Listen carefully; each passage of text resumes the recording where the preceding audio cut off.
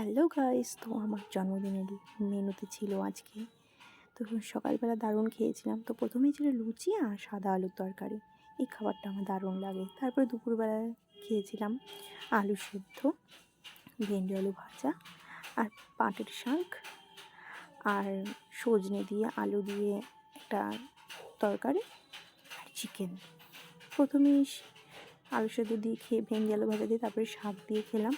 কাঁঠালের দানা দিয়ে তোমাদের শাক কেমন লাগে? এই শাকটা আমার তো দারুণ লাগে।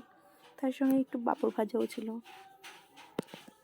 তারপরে সজনে আলু বেগুন দিয়ে এই ঝোলটা দিয়ে আমি মাখিয়ে ভালিয়ে খেলাম। এটাও দারুণ ছিল। আমার তো দারুণ লাগে এই ডাঁটার তরকারিটা। তোমাদের কেমন লাগে বলবে।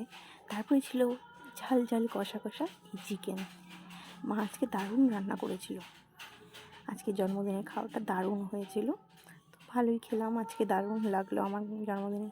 সবাই কী দিয়ে খেলে বলবে একটু আমাকে সবাই। আমার এখনই জিভে জল এসে পড়ছে তোমাদের